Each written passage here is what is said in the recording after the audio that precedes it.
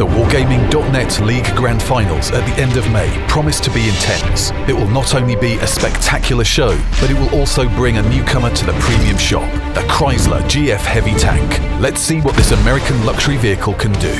The Chrysler exterior fits its name pretty well. This is indeed a Chrysler. Big, black, with the logo on its hood. Looks pretty stylish. A powerful engine and excellent front armour are standard features. Some people may say that thick armour is passé. Well, don't believe them. With the Chrysler, armour's back in style. Even Tier 9 and 10 vehicles will find it hard to penetrate a correctly positioned Chrysler, let alone same-tier vehicles. Several simple rules will allow you to make the most of the robust armour on this American full-size sedan. Rule 1. Against Tier 7 vehicles, you can roll out without any worries. Only TDs can penetrate the Chrysler, and not with every shot.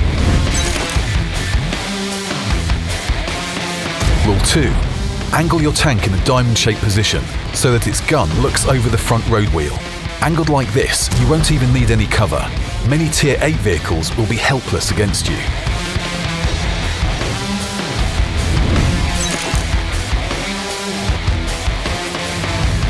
Rule 3. Hide your lower glacis plate. This segment is fairly thick and can withstand fire from many Tier 7s, but it's best to play it safe.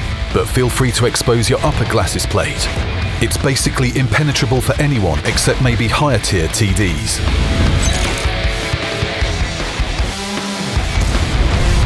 Angle your hull at 20 degrees. At angles like this, even Tier 10 medium and heavy tanks will have to work hard to penetrate you with a standard shell. Most importantly, don't angle your hull too much. The enemy will start perforating you if you show too much side armour.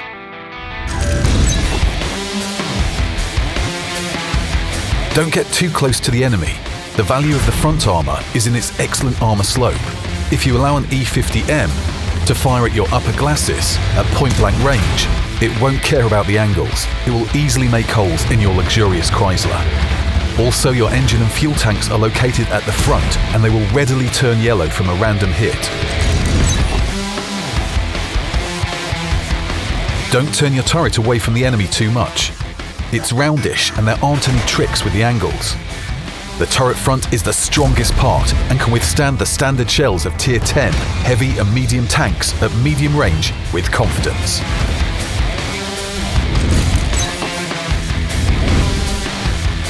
Remember that the turret is mounted at the rear, so the gun depression is poor, only 6 degrees. So don't even try to fire from hilltops and dunes. It will do no good. So the ideal position for the Chrysler looks something like this. Lower glacis plate hidden, about 100 meters from the enemy, with cover nearby for reloads. You just need to find a position like this in the key sector of the battlefield and reach it as soon as possible. A powerful engine gives you a good chance to reach that perfect spot in time. The Chrysler can reach a top speed of 35 km per hour, and the 20 horsepower per ton power-to-weight ratio lets it accelerate quickly. Among all Tier 8 heavy tanks, only the French can compete with the Chrysler. Even some medium tanks will lag behind. So it's entirely possible that you'll be in position earlier than the enemy expects. Being able to battle on your own terms gets you halfway to victory. It's very difficult to fight against a properly dug-in Chrysler. The new American also handles nicely in city driving. Excellent dynamics allow it to roll out from cover and get back into cover quickly. But the Chrysler's biggest advantage is its awesome aim time. Among Tier 8, 9 and 10 heavy tanks, only the Carnarvon and the FV215B can come near it. Among medium tanks, only the Leopard 1 and M48A1 are a match.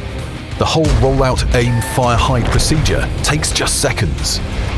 Many heavy tanks can only roll out during this time. The Chrysler has a decent average damage per shot of 320 and a good fire rate. The only drawback is penetration with a standard shell, 198mm. Of course, there are APCR rounds with penetration of 260mm for emergencies. However, aiming at vulnerable spots is no problem with that nimble gun. Even when the initial brawls are over and the final stage of the battle begins, the vehicle still retains its effectiveness. Its dynamics allow you to keep up with your allies in the advance, and in difficult situations, you will have a chance to return and knock the capture points off some discourteous driver in a compact. When dueling the medium tanks at close range, the Chrysler feels pretty confident. It traverses fast and only the most agile enemy vehicles will be able to outmaneuver it. However, you're still better off avoiding such engagements in open terrain and fighting in your own element. The Chrysler GF is an interesting vehicle.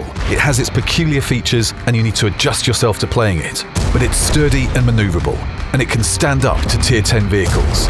Throw in the profitability of a premium vehicle and you get a tank that is really enjoyable to play while you earn credits. This is a real Chrysler, the Chrysler of World of Tanks.